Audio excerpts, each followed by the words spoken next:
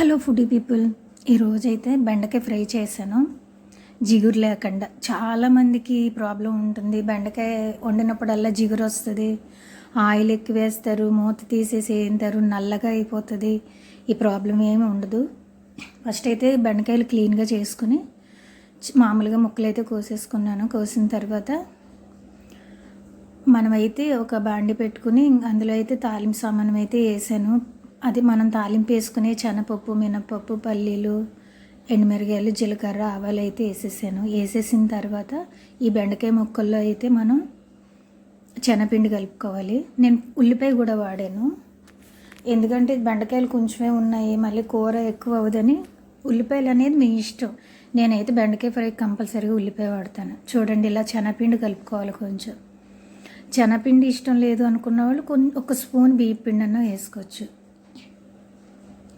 అస్సలు టేస్ట్గా ఉంటుంది. అసలు మీకు అస్సలు అంటుకోదు. ఆయిల్ తక్కువ పడుతుంది. చాలామంది ఆగట్లేదని ఆయిల్ వేసేస్తారు, జిగురు వస్తుందని పెరుగు కలుపుతారు, ఓవెన్లో పెడతారు. అసలు ఇవేమీ అవసరం లేదు. నేను అప్పటికప్పుడు కోసం అలా ఏం చేస్తాను. ఇది నాకు ఒక మేడం చెప్పారు కాబట్టి నేను ఇది యూట్యూబ్లో పెడుతున్నాను. అసలు చాలా పొడి పొడిలాడుతూ వస్తుంది. ఎంత బాగుంటుందంటే అంత బాగుంటుంది బెండకాయ శనగపిండి ఫ్రై అయితేనే. ఒక్క స్పూనే, ఎంతో కూడా కాదు, ఒక్క స్పూన్ అలాగ ముక్కల్లో కలిపేసుకుని వేసేసుకున్నారంటే అసలు ఏముండదు. అసలు కరెక్ట్గా 10 నిమిషాలు అంటే 10 నిమిషాలు పట్టింది నాకు, అంతే.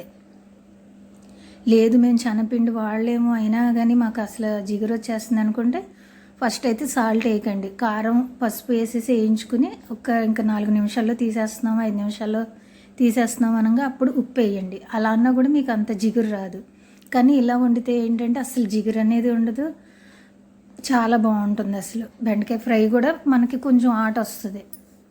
నేను ఇందులో అయితే నువ్వుల పొడి అయితే వేసుకున్నాను. ఈ టైంలో అయితే నేను ఎక్కువ నువ్వుల పొడిలే వాడతాను. ఈ వర్షాకాలం, శీతాకాలం అయితే కనుక నాగల చవితి వెళ్ళిన కాడి నుంచి నువ్వులు అయితే బాగా వాడతాం మేమైతేనే. నువ్వుల పొడి వేసేసాను. అసలు ఎంత బాగుందంటే అంత బాగుంది. చాలా టేస్టీ బెండకాయ ఫ్రై కదా ఏముంది అనుకుంటారేమో. ఇలా అయితే ఒకసారి ట్రై చేయండి, చాలా బాగుంటుంది. ఓకే, వీడియో నచ్చినట్టయితే లైక్ చేయండి, షేర్ చేయండి, సబ్స్క్రైబ్ చేసుకోండి, కామెంట్ చేయండి. శనగపిండి బెండకాయ ఫ్రై అయితే కనుక చేయండి. చూడండి, అసలు కలరు కూడా మీకు ఏం మారదు. అసలు చాలా అంటే చాలా బాగుంటుంది.